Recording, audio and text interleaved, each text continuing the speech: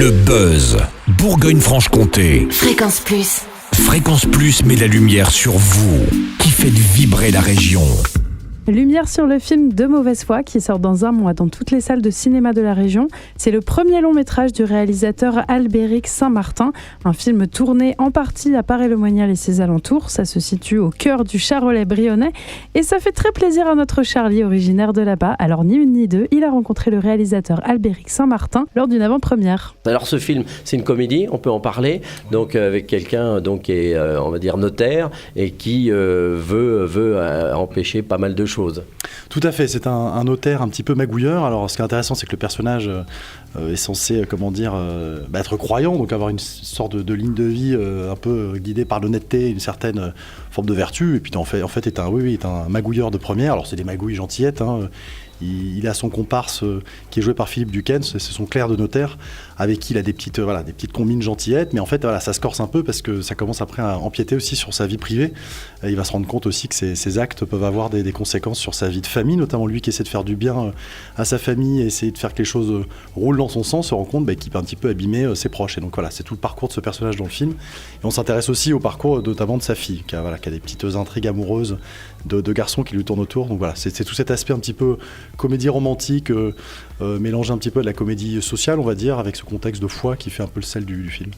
C'est surtout une ambiance, c'est pas des vannes, c'est pas une comédie de vannes, de choses comme ça, mais c'est une ambiance un peu à la vie d'un long fleuve tranquille, cette famille.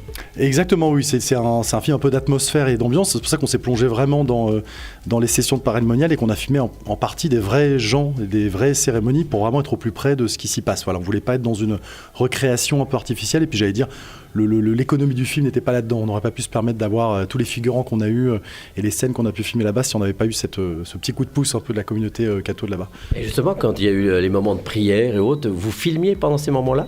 Tout à fait, ça a été un petit peu baignure pour nous parce que c'était une première production pour beaucoup d'entre nous, mais ça s'est très très bien passé.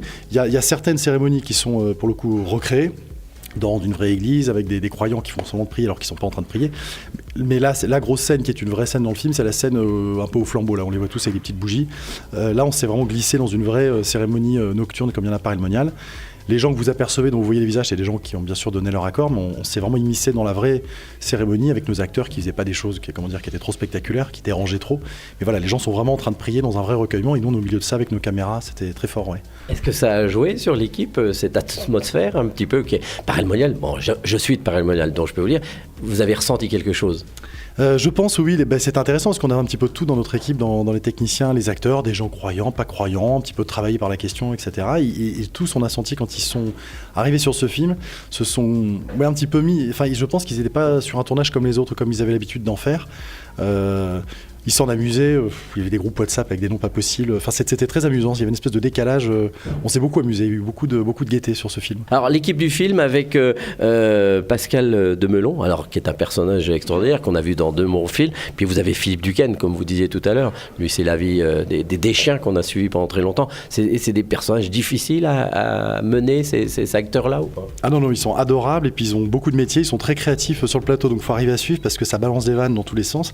Et alors notamment avec Pascal et son personnage d'original, on était aussi dans une sorte d'amélioration de l'écriture permanente, d'atelier de création permanent. Donc voilà, il fallait arriver à canaliser, on va dire, ces chevaux de course qui sont des chevaux de course de luxe. On a beaucoup de chance d'avoir ces comédiens. Et non, ça s'est très très bien passé. Eux se connaissaient, ils avaient une certaine connivence parce qu'ils ont déjà tourné ensemble.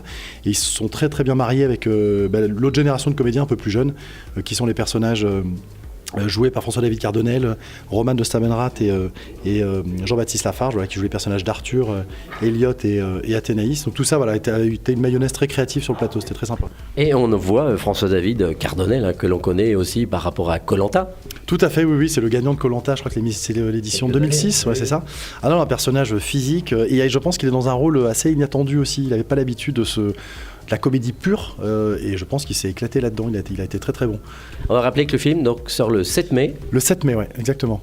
On vous reverra à Paray-le-Monial ? Ah j'espère bien, volontiers. Rendez-vous donc dans les salles de cinéma dès le 7 mai pour voir le film De mauvaise foi. C'était Albéric de Saint-Martin, le réalisateur du film, au micro de Charlie. Fréquence Plus, replay. C'était le buzz Bourgogne-Franche-Comté sur Fréquence Plus.